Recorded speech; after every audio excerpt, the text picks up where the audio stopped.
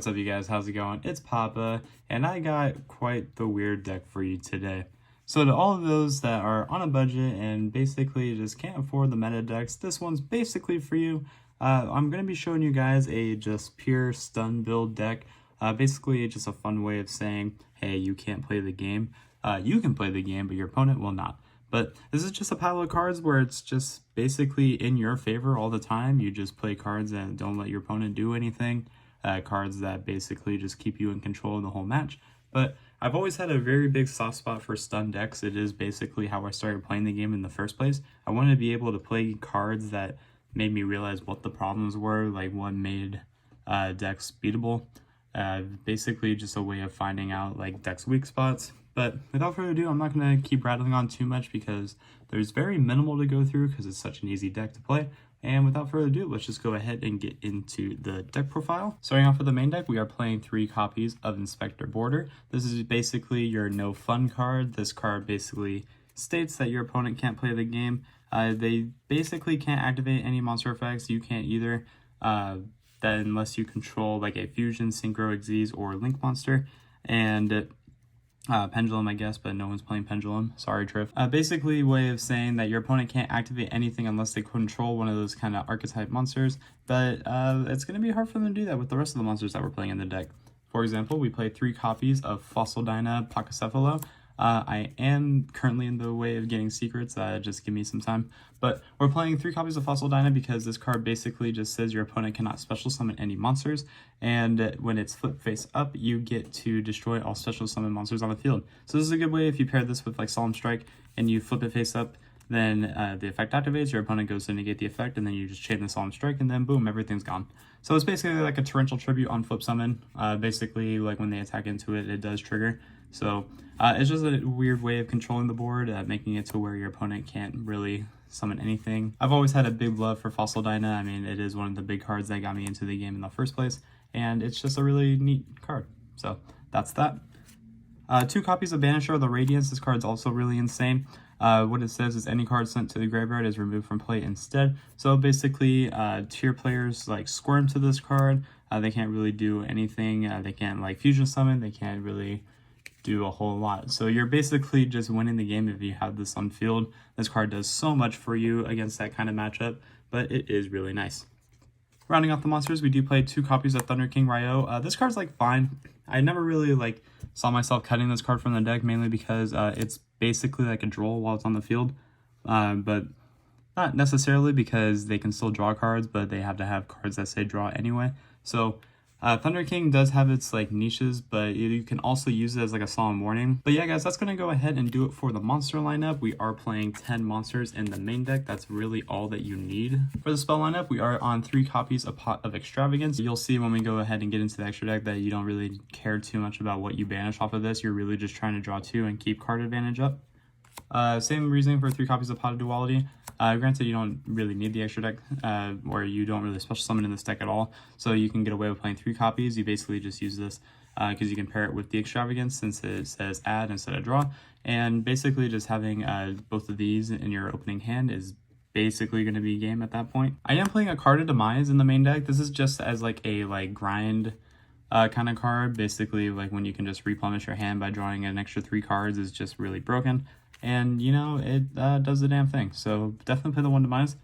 Rounding off the main deck, we are playing, rounding off the spells, we are playing 2 copies of Moon Mirror Shield. Anything that is equipped to Moon Mirror Shield becomes 100 attack points higher than whatever is on the field.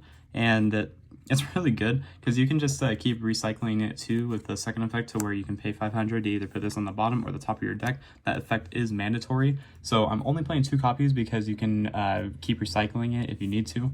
But that's really it for the spell lineup, just those. For traps, we are playing 3 copies of Storming Mirror Force. We're basically just playing a bunch of cards that say don't destroy our monster. We're basically protecting the castle at this point, but you'll see when we get like more into it. Like we are playing a lot of other like really fun cards that just tell your opponent no. Like we're playing 3 copies of Scrap Iron Scarecrow. You deserve a veteran's discount if you know what this card is. Basically what it says is that when your opponent declares an attack, you can activate this card to negate the attack, and then you can set it face down. And then if you have multiple copies of this, then you can just keep redoing it. So you like flip this one down, and then you saw this one set, you can activate it again, and then you could just set that back down. So basically having multiples of this is not bad, especially considering your opponent's probably going to have one monster on the field at all times anyway, especially if you're pairing it with this card. 3 copies of there can be only 1. This card is really insane. All the monsters that you're playing in the main deck are different types, and I mean, the attribute doesn't really matter too much because we're not playing like Gozen, we're not playing any of that stuff, but they're all different types, so that means you can have them all out on the field with the there can be only 1 and feel safe. It is a really busted card in this deck.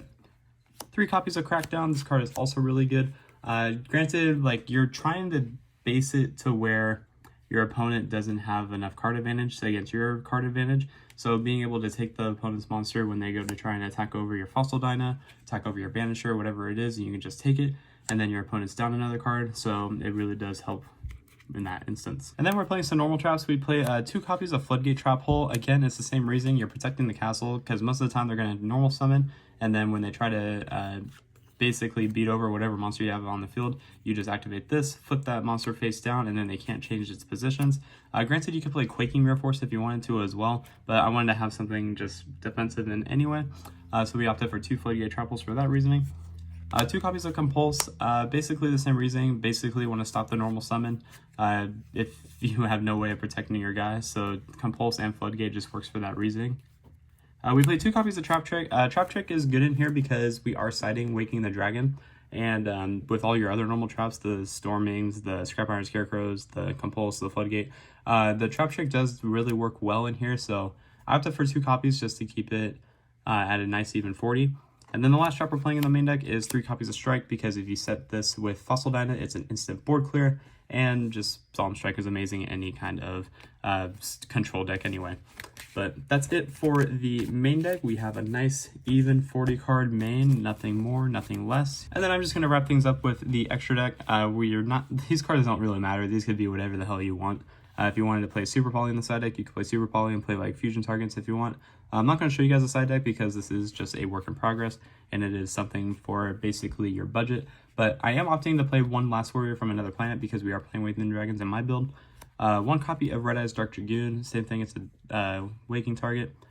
Phoenix Enforcer, it's the same exact thing, Waking target. Exterior, Waking target. 5-headed Dragon, also a Waking target for fusions. Double copies of Stardust Dragon because you can play Starlight Road in the extra deck, in the side deck as well, to keep your back row nice and safe.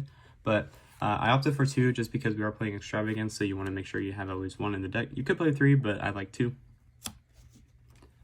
I would play a Baron de Flora because, again, you're basically summoning most of these cards off of Waking the Dragon anyway, so this just acts as like a form of negation and destruction at the same time. So 1 Baron, 1 Cowboy, and 1 Utopia, and 1 Lightning for Exizas, just because like you do play level 4s in the deck, and if you try to go for game, you can use this, or you can use these to beat over any issues that you may run into.